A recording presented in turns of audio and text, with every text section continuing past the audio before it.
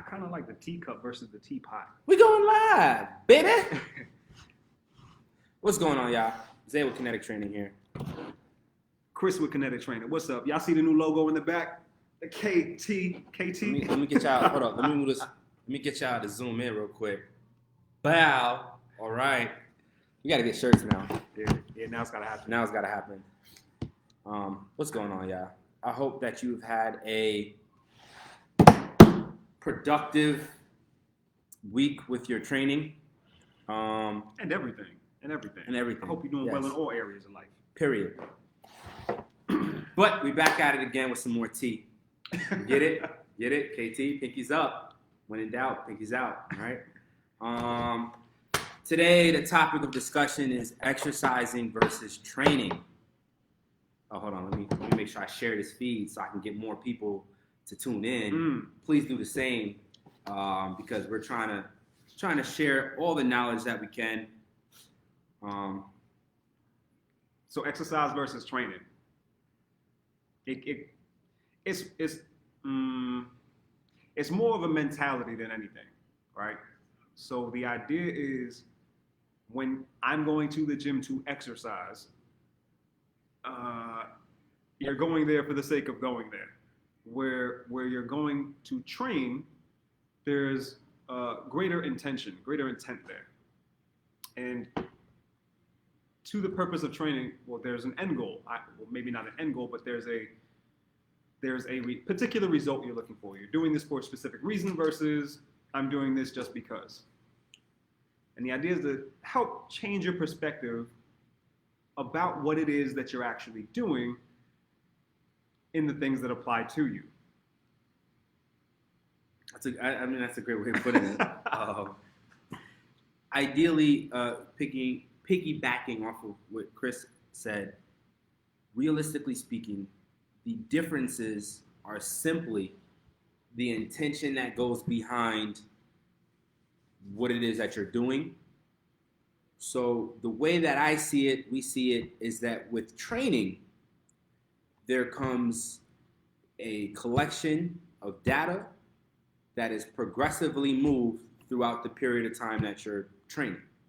Whereas working out or exercising has less intention.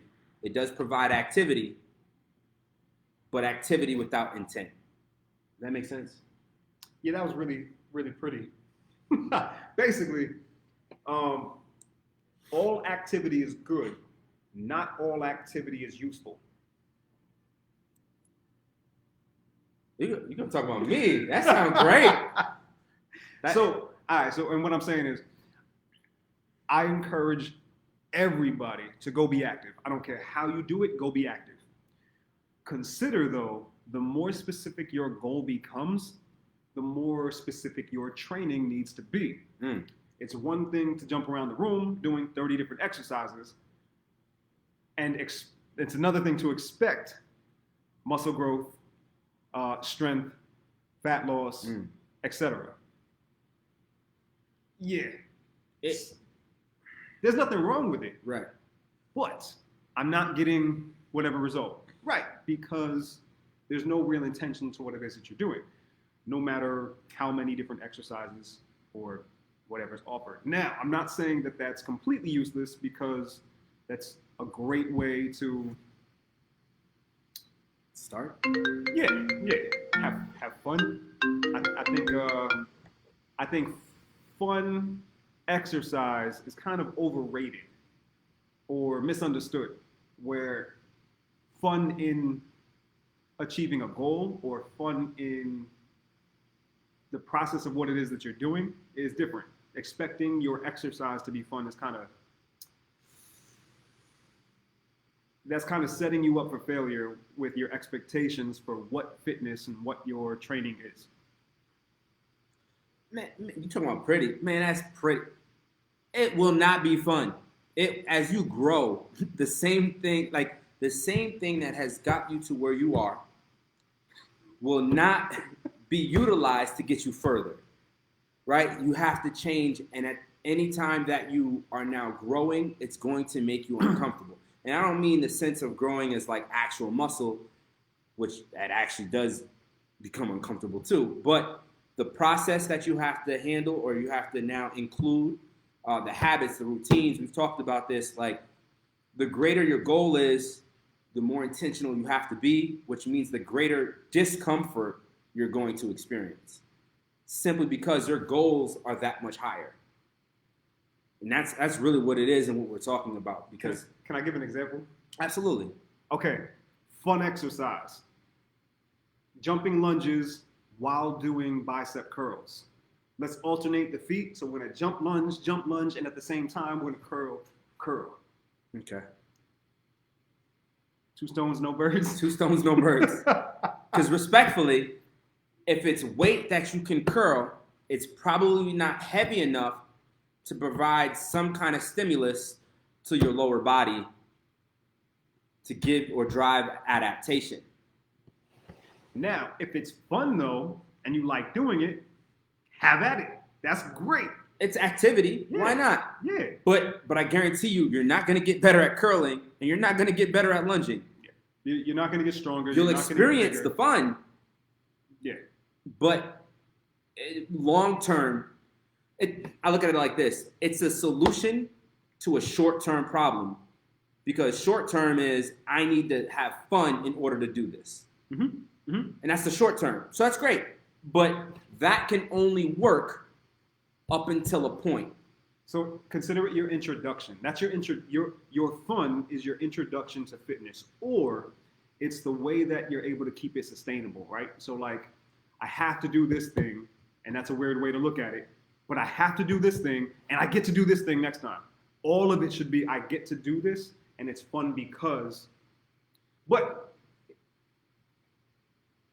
I'm not saying you have to be there right away. Like there's a growth process to that. So have fun, explore, and then as you become more specific with your goals, become more specific with your training. Also, the more consistent you. So this is my thoughts. In my experience, is that sometimes the fun stuff comes later, and I mean that by a lot of times the goal in the beginning is to build a foundation strength and let that serve as the building blocks to some of these other movement expressions, variabilities, etc. A lot of times people jump into the programming or jump into their fitness journey expecting it to be fun, and that's where they get let down.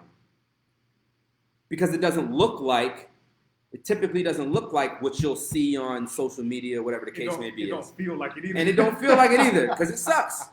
You have to, no, I'm gonna say it. You have to earn the right for variability. At a level, right? So, Okay. So yeah, fun, and then there's a big gap. There's a big gap between fun and accessibility, right? So in most cases, you have to gain strength in order to have access to other options. So the stuff that's fun is fun because it's not very hard. You can work hard doing it, but It's not hard work, which makes it fun.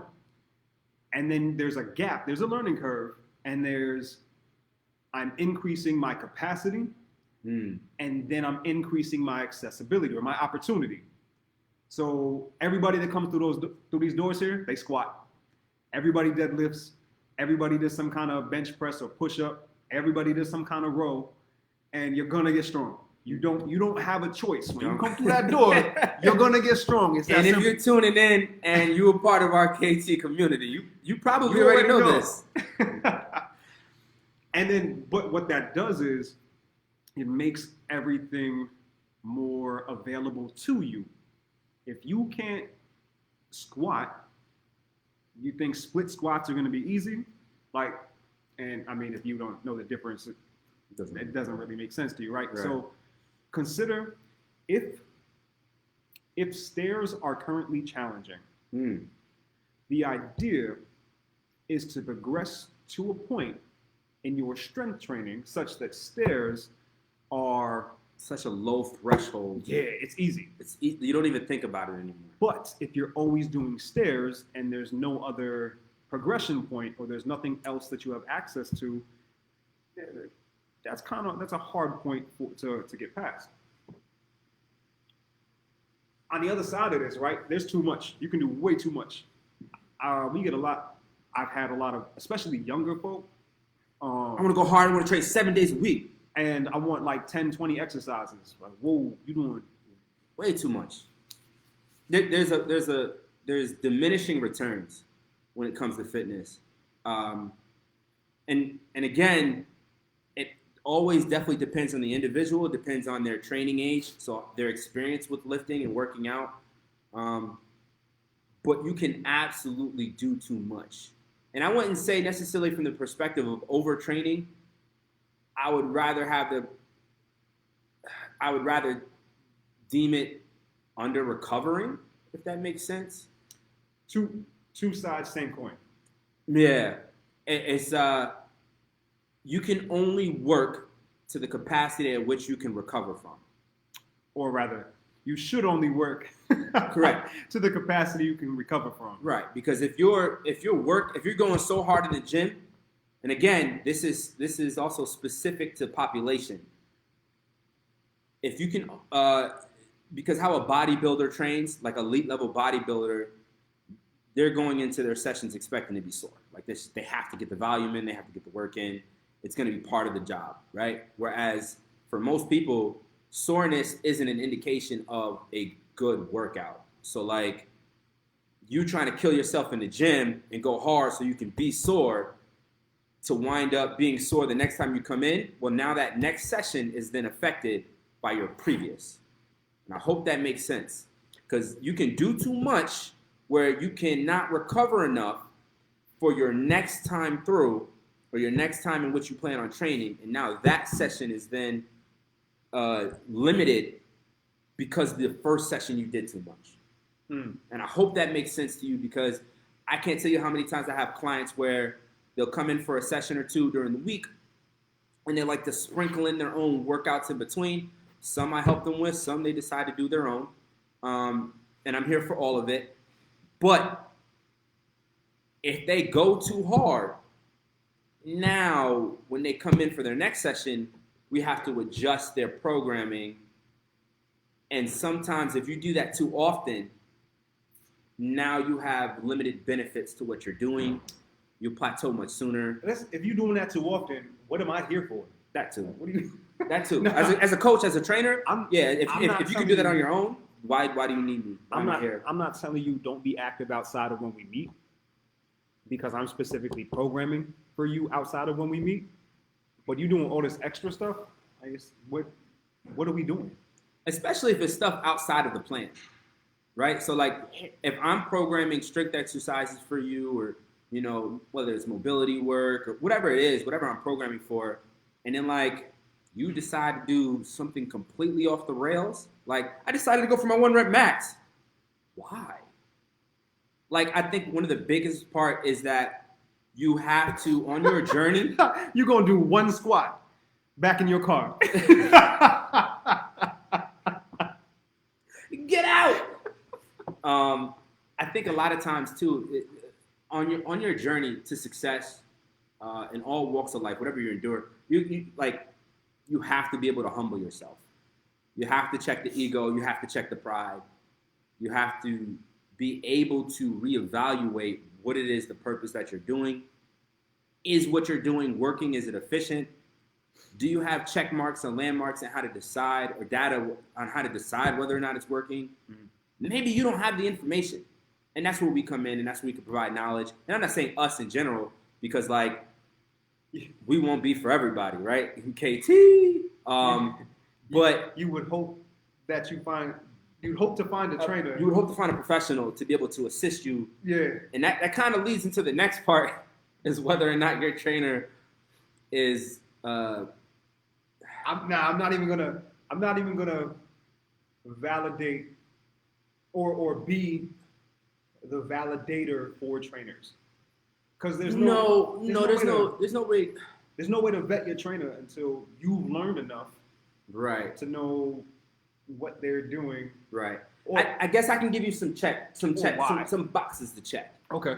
Okay. So if I could give you anything, if your trainer's attentive to your movement patterns, that's a good check, right? So like, I'm not saying all movements that you're going to do is wrong, but I guarantee you, if you're sedentary or if you haven't moved and you're just now getting a trainer and you're having somebody watch over your movement, there should be some coaching, cueing to a degree. If you're just doing movement and they're just sitting off on the side, and mind you, this is the first time you're kind of working with them, it's probably not, like, that should be, in my opinion,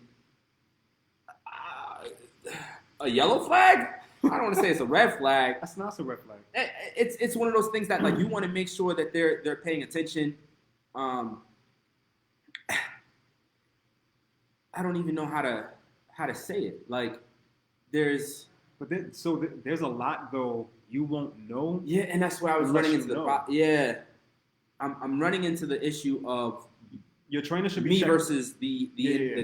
the consumer. Yeah. So you want a trainer that's attentive, and not that has to be overly so. Like, oh, you're doing this, let me fix. You don't want a handsy trainer. Your trainer's hands should not be all over you, unless they had. Unless they have, like, they ask you that's the proper trainers. That's the proper way to do it. Ask if it's okay to touch area. And it really should be only for cueing purposes. Yeah. Like if you could demonstrate it first, that should be your best bet. And then if it's really something that they have issues on, like I got a client who has a really tough time understanding where the lat attaches at the bottom here. So when we row, I'll point and cue for them to engage on that side, right? So it's something simple as that. It shouldn't be a full-on Massage. like and we only say that because we see it. Some people who are competent are probably watching like, what, really, that's what they do? And I'm like, yes, Yeah. Unfortunately they do, and we've seen it. It gets crazy out here in these training streets. Yeah, attentive, not overly so, definitely not handsy. I would say they should be able to explain the why. Yeah, absolutely. To a degree, like Absolutely. And granted, so I'm gonna take two positions here. On one end, I do know and understand that sometimes the level of information that a coach knows versus a consumer or a client is going to be far greater. They should still be able to deliver the answer In a concise manner. in a way that's still enough for you to receive the information. And not make you feel stupid. Right. Like that's just not a good look. Right. But they shouldn't it also shouldn't be so short. It shouldn't be too concise to the point where like they're not really answering your question. Yeah. Like, how do I get bigger muscles? You train more. That's totally ambiguous, and it's not enough information. It means they don't really want to deal with you. Right. Which is another good point. You want to feel like you can develop a relationship with this person. Now, what I mean is a training relationship with this Right. person. This person is your trainer, nothing else. Right. Trainers. This person is your Client. and nothing else. Stop. Don't confuse it. Yeah. Oh, so I would actually even essentially, so like when I get and I'm meeting a new client, I tell them sometimes they come into the facility like, your goal is my goal, but I'm not going to do more work than you. We are working together. I do not work for you. You do not work for me. We're partners in this. Right. Which means your trainer is someone you should absolutely be able to be 100% honest with and transparent with. So if I'm asking, hey, listen, I need you to log your nutrition for the week. The next time we meet, I want to see that log so then I can appropriately adjust whatever calories or macronutrients, whatever the case may be is. If you're not logging all of your information because you think that I'm going to feel some kind of way, it's probably not the best trainer for you. Simply because that space hasn't been set where it's safe enough to you be transparent. I want to see all the stupid food that you're eating. One, because I'm greedy. I want to know what you're eating too, right? I'm being real. Where'd you get that? Okay, I want some of that too, right? But no, for real, it's got to be Yo, listen, I fell off the bandwagon this weekend. Oh, that's dope. What happened? You know what that reminds me? John made some guava empanadas. Yo, they're smack. That was the first time you had those? First time I ever had that. Smack. Oh my gosh. Not the guava. Thank you, John. We're gonna need those again. Right. So it's like we want to create a relationship where like they can be transparent. Or because I've had other clients who come in with injuries and didn't tell me until after the session. Like, oh, my knee was in pain during those squats. Injuries, why didn't you ever say anything? Like health conditions. Correct. Things going on in your day, like all these things are going to impact how we make decisions. Now, sometimes you get to a level and you got to do what you got to do. Do you want fun? Right. Or do you want results? Shout out. I want to give a shout out to one of my clients, one of my longest clients, Kateri. If you're watching, I appreciate you. She's been with me for the longest. She'll come in and she'll go, hey, so mind you, she's been training with me almost 6 years now. She's met her goals 10 times over, changed her goals. We absolutely love her here. But she'll come in, so my legs were a little sore. I went hiking over the weekend, my legs were a little sore. And then right after she goes, but I know you don't care though, right? So like, she's at a point now where like, yeah, your legs are sore. We still got work to do. Now, that information might be tweaked a little bit depending on the training age of the individual. If I'm meeting an individual for, say this is the first month that we're working together, they come in, they tell me that their legs are sore from hiking over the weekend, we might have to auto-regulate, change up the plan a little bit simply because we don't want to have any kind of negative accruing symptoms, for lack of a better term. You can only build up but so much stress. Correct. Before the cup overflows, injuries, blah, blah, blah. Yeah, so then we might have to make adjustments. But again, that's very specific to the individual, and it's very specific to the training age. I say that to say... Sorry. No, go ahead. Sorry. Training age. Finish what you were saying, and I'm going to go right back to that. Oh, dang. My bad. Brain fart. I'll take. You can go ahead. All right. So we're gonna tie all this together, right? So from fun to very specific goal, all things fitness, from group classes to challenges to individualized training. When we say training age, we mean more technically training hours, right? Consider if you're active once a week for 1 hour, that's 52 hours for the year. That's going to hurt a lot of people. Right? So, like, I haven't hit this goal. Right. You only have 52 hours logged for the year compared to someone who has twice a week, 104 hours, compared to someone who has 4 times a week, 208 hours. I see that math, though, compared to someone who has, it's not that the goal is to spend more time per day in the gym, but the more specific your goal, the more time you kind of have to dedicate to it in order to progress. That's class, challenge, training, otherwise. So, and I love, this is what I love about fitness, right? Because at the same time, sometimes doing more work doesn't always necessarily mean you'll get closer to your goal. And I know that's extremely confusing given the context that Chris just laid out.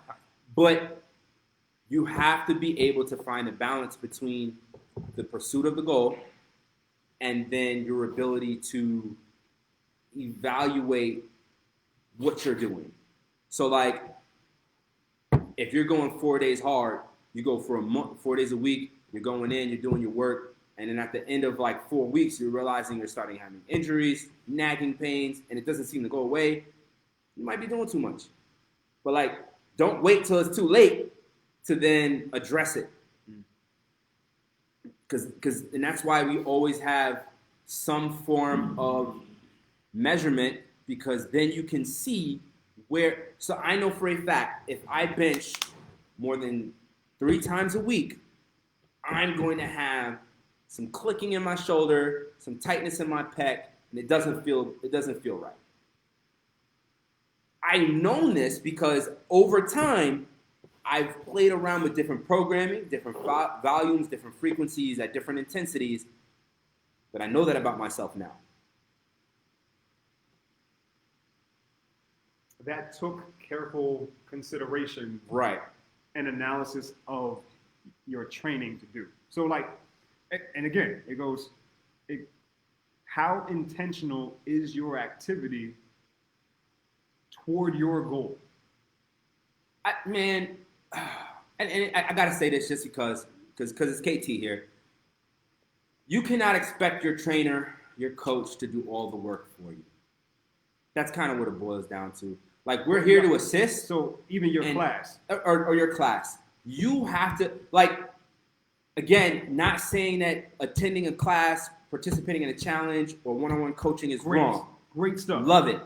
I'm saying, how much have you bought in to what it is that you're doing? Or are you just showing up expecting for someone to do it for you? Yeah. Now, there's a vetting process, so if you're just brand new spanking out, you don't know enough. I get it. Perfect. That's our goal.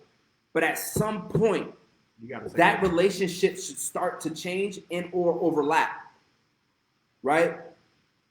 I should also, at some point, again, I think this also plays into whether or not you have a good trainer. I don't want to be your trainer forever. Now, don't get me wrong. I love to have you a part of our community because I do truly feel like we build as a friendship. It almost feels like a family here, like an extended family. And I appreciate that. But that should be an option.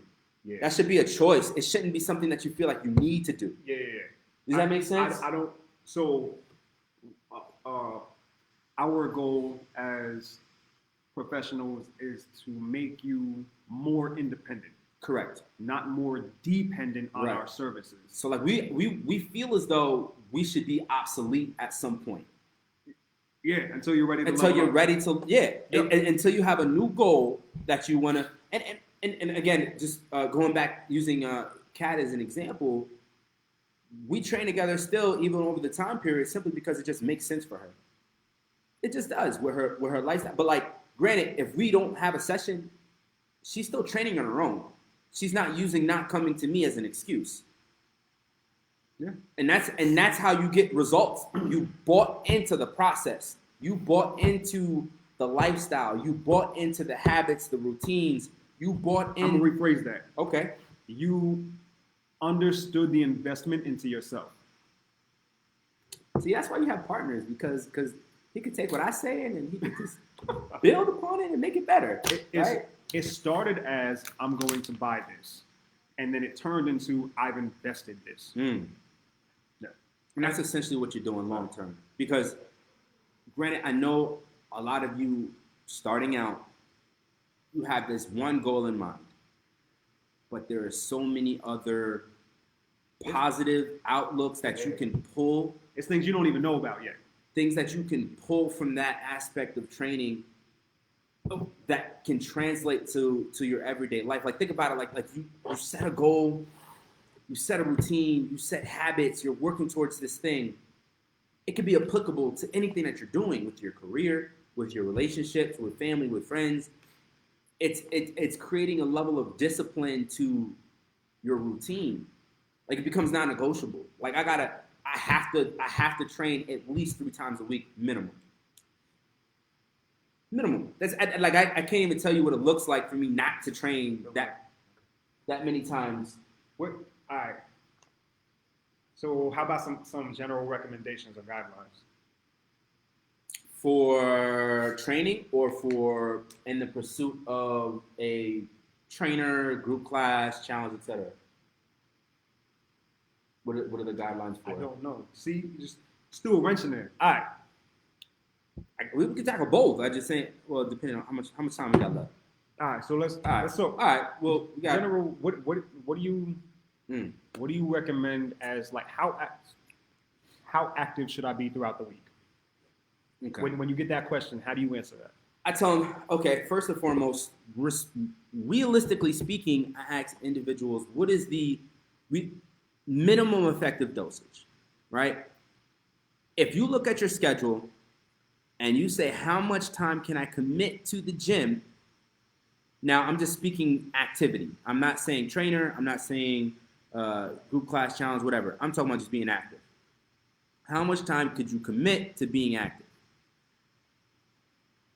you're starting out with 2-3 days, and they don't have to be crazy long, in between half an hour, depending on the structure. And you ride that out for a month or so, and then reevaluate. Or if it happens to be sooner than that, right? Because I say try it out for the week. How did my week go? Was I negatively impacted somewhere else in my lifestyle? Did it create any hiccups? Then maybe it might not be 3. Maybe you have to dial back to 2. Oh, 2, and then the next week you reevaluate. Okay, 2 worked best for me. You know what? I'm gonna do 2 another next week as well. Then I'll do 2 the next week, the following week, and then you build up. The issues that I find is that people start they want to do too much too soon. Just like if you came in the gym right off the couch and I put 405 on a bar and asked you to deadlift it, you ain't work up to it. It's the same thing with your habits and your routines. You can't come off the couch thinking you're just going to do 5 days a week and think that you're going to be efficient or optimal. Now, granted, here's the tough part. I know there are outliers out there. I've absolutely seen it. I've known some people who are able to do it, but that's not everybody. So I'd much rather give you, I'm going to be specific to the general population and not to the outliers. Was it the dude with the locks, bus driver? That man was a beast. Oh my God. Oh, back at the office? Yeah. Oh, man. 7 days a week. Woo! In there. Running a mile, 3 miles, 7 miles. He was getting it. Lost a bunch of weight real quick. He also found workarounds in his day. Right. He made it a priority. Right. And he found workarounds in his day to make that sustainable. Correct. Yeah, so it's doable. It's just not probable. And again, it's not practical for most people. It's not. So, however, I understand, right. And I understand everyone else is going to tell you, yo, grind hard, go hard, no days off. It's not always like that. Don't do that. Don't do that. I'm saying you can if you want to. Start with what you feel like you can commit to and be consistent with. And that's the same advice I give with nutrition. It's the same advice I give with habits and routines. It's the same advice I give to improper programming and training. Whatever you can be consistent with is going to be your bread and butter. And here's the caveat to that and how you create an investment. I can't tell you that. You have to figure that out. I can suggest. I can say, yo, you know what? 3 days a week, period. We are not a brokerage firm, so we can't tell you how to play. Right, like three days a week you need to train. Like that's I'm gonna tell you that. I'm gonna tell you. I used to recommend one day. You need to train once a week, minimum. I'm changing my recommendation for anyone who's viewing this. You have time to train, minimum 3 times a week. I'm not changing. It's more than enough. That's what I'm saying. It's definitely appropriate. I think that anyone who's living an active lifestyle should be able to commit to 3 days. You should. That's not reasonable for everybody. My perspective, though, and that's what I was about to say, my perspective is that I also do understand someone just starting and not being able to drive that kind of stimulus or adaptation so fast. Work up but you should be able to work up to that. You should be able to do that. I don't have time. If you viewing this right now, if you got time to argue with me, you got time. Man, time is one of the biggest things too, though, because I can't tell you how many times people will say they don't have time. Man, you make time for everything else. You put other people before you. You put your job before you. For some of you out there, you put your kids before you. I'm not saying that's wrong, but you do. You do it, and that's okay. But then you cannot leave any room for complaining. If you're going to make time, you make time to watch that Netflix series. You gotta make time for the things that you want in life. You have to prioritize for the things that you value. If you're going to value the goals that you are setting forth, treat it like such. Tee. That's gonna be my new thing. Tee. Yeah, man. I think so. If we had to loop this thing around and we had to highlight the main differences or guidelines in perspective of training and exercising, training versus exercising. The main differences, I think I hope we offered an explanation for a lot of things as opposed to telling you this is exactly how it is, right? Because you can live the rest of your life doing jazzercise classes, and if that makes you happy, so be it. Phenomenal. That's not we're not talking to you. but I also am. However, when you want more, what you're doing probably won't get you there. All right, so you have to invest a little more, and the more specific your goal becomes, the more specific your training. Period. Yeah. Period. Yeah. There's really nothing else outside of that. Like mic drop, welcome to our TED Talk, KT all the way. Like that's really what it is. I think what happens is if you find yourself in the never-ending loop of starting and stopping and starting and stopping, then you're probably not intentional enough in how you're going about your goals. I would challenge you, if you've always done personal training, I challenge you to try classes. And if you've always done classes, I challenge you to try personal training and understand the difference between the two. Shameless plug, we got coaches here who have availabilities, but you ain't hear from me. And then I'd like you to experience or find, because I honestly don't have, there's a lot of classes in the area, but there's not a lot of specific training in those classes. And that's simply because that's not the model for most classes. Yeah. The idea of classes, get as much work done as possible. Also, we're speaking from a business perspective too. Yeah, business models. I'm not trying to shit on anybody. I'm just saying. That's just like when you think of fitness class, exactly what you think of is what most people think of. Yeah. However, shameless plug, that's not what we do here. You come in for class, you got 2-3 trainers moving around the room, making sure you're doing what you're doing appropriately. We're making sure that you're getting stronger. We're tracking that you're getting stronger. We're going to help you track that you're getting stronger. We're going to help you understand the exercises. Basically, everything that you get in personal training, we do it in a class setting, and it makes it much more accessible to everyone. Because we understand the training can be expensive. That's a fact. So yeah, experience everything, a little bit of everything, because you don't know what you don't know, and be happy lifting. And instead of have fun, I want you to be happy lifting. I like that. Happy lifting, guys. Yeah. Happy lifting. Again, we've hoped that's helped. Our goal really with this is just to kind of drive information, try to impact as many people as you can. So again, please share. If you got questions, comments, concerns, please let us know. We do one-on-one coaching. We do 1-on-2 coaching. We do small groups. We do nutrition. We do boxing. We do a little bit of everything. Yeah. So since we sharing plugs, so Tatiana's class, pretty strong, starts this Monday. This Monday at 6. I'm not sure what the availability is, but it's going to be a reoccurring class. Ladies only. Sorry, guys, not sorry. We got a barbell club that's starting up. We're going to get you more information on that. And we said it now, so it's real. Yeah. We got Kinetic Forces starting up. We got what's that?